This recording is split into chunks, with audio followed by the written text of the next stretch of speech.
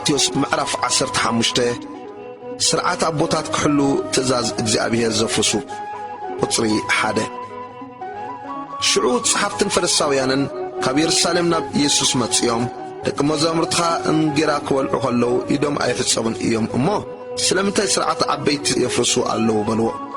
ንሱ መሊሱ በሎም ስለምንታይ ግዳ ንስኻትኩም ምእንቲ ስርዓትኩም ትእዛዝ ኣምላኽ ተፍርሱ ኣለኹም? ኣምላኽ ኣቦኻን ኣዴኻን ኣኽብር ድማ ነብኡ ኮነ ወኢስ ነድዩ ሕሱም ቃል ዘውስእ ሞት ይሙት በለ። ንስኻትኩም ግና ነብኡ ኮነ ወኢስ ነድዩ እቲ ካባይ እትጥቀሙሉ መባእ ገይረዮ እየ ዝብል ግዲ ምኽባር ኣቦኡን ኣዲኡን የብሉን ትብሉ ምእንቲ ስርዓትኩም ነቲ ቃል ኣምላኽኩም ትገበርኩሞ። ኣቱም ጉቡዛት ኢሳይያስ ብዛዕባኻትኩም ጽቡቕ ተነበየ ከምዚ ኢሉ እዚ ህዝቢ እዚ ብኸናፍሩ የኽብረኒ ልቡ ግና ካባይ ርሑቕ እዩ። ትምህርቲ ትእዛዛት ሰብ እናመሃሮ ንኾንቲ እዮም ብልኹኒ። ነቶም እኩባት ሰብ ጸዊዑ በሎም ስምዑ ኣስተውዕሉ ንሰብ እቲ ካብ ኣፍ ዝወፅእ እዩ ዘርክሶ እምበር እቲ ናብ ኣፍ ዝኣቱስ ንሰብ ኣየርክሶን።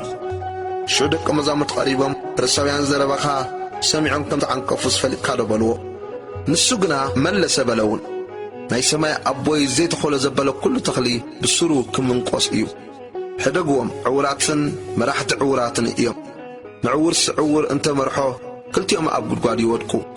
ጴጥሮስ እዛ ምስላ እዚኣ ኮታ ተርጉመልና ኢሉ መለሰሉ። ኢየሱስ በለ ንስኻትኩም ወንዶ ክሳዕ ሕጂ ኣየስተውዓልኩምን? ብኣፍ ዝኣቱ ዘበለ ናብ ከብዲ ከም ዝወርድ እሞ ንግዳም ከም ዝወፅእ ዶ ኣይትፈልጡን ኢኹም? እቲ ካብ ኣፍ ዝወፅእ ግና ካብ ልቢ ዝመጽእ እሞ ንሱ እዩ ንሰብ ዘርክሶ። ካብ ልቢ ክፉእ ሓሳብ ቅትለት፣ ዝሙት፣ ምንዝር፣ ስርቂ፣ ምስክር ሓሶት፣ ጸርፊ ይወፅእ እዩ እሞ እዚ እዩ ንሰብ ዘርክሶ እምበር ብዘይተሓጽበ ኣእዳው ምብላዕሲ ንሰብ ኣየርክሶን። እምነት ሓንቲ ከነኣናዊት ቁጥራ 21 ኢየሱስ ካብኡ ነቒሉ ናብ ወሰን ምድሪ ጢሮስን ሲዶናን ከደ። እንሆ ድማ ከነኣናዊት ሰበይቲ ካብ ወሰን እቲ ምድሪ መጸት። እናጨርሐት ድማ ጐይታይ ወዲ ዳዊት ንጓሌ ጋኔን ብኽፉእ ሒዝዎ ኣሎ እሞ መሓረን ንበለት። ንሱ ግና ሓንቲ ቃል እኳ ኣይመለሰላን። ደቀ መዛሙርቱ ከዓ ቀሪቦም ለድሕሬና ትጠርዕ ኣላ እሞ ኣፋንዋ ኢሎም ለመንዎ። ንሱ ግና ብዘይ ናብተን ጥፋታ ባጊዕ ቤት እስራኤል ኣይትለኣኩን ኢሉ መለሰ። ንሳ ግና ጐይታይ ርድኣኒ እናበለት መጺኣ ሰገደትሉ። ንሱ ከዓ መለሰ እንጌራ ውሉድ ኣልዒልካ ንኽላባት ምሃብ ኣይግባእን እዩ በላ።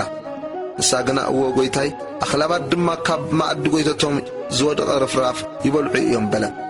ሽዑ ኢየሱስ ኣብቲ ሰበይቲ እምነት ከዓባየ እያ ከምቲ ዝደለኽዮ ይኹነልኪ ኢሉ መለሰላ። ካብታ ሰዓት እቲኣ ጓላ ሓወየት። ኢየሱስ ብዙሓት ሕሙማት ከም ዘሕወየ ቁጽሪ 29 ኢየሱስ ካብኡ ሓሊፉ ናብ ጥቓ ባሕሪ ገሊላ መጸ።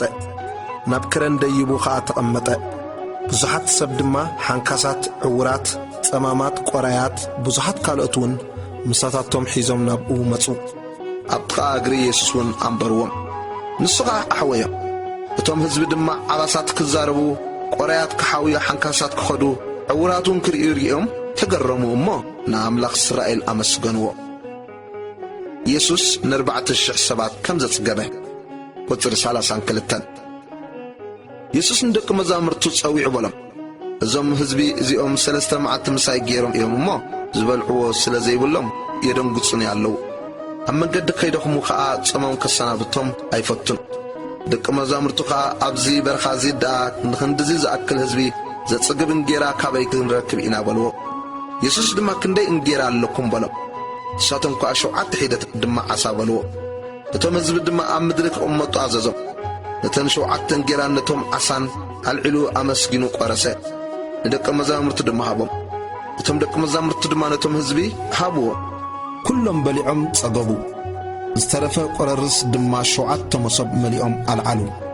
እቶም ዝበልዑ ከዓ ብዘይ ኣንስትን ቈልዑን 4,000 ሰብኣይ ነበሩ። ነቶም ህዝቢ ምስ ኣሰናበተ ናብ ጃልባ ኣትዩ ናብ ወሰን መግደላ መጸ።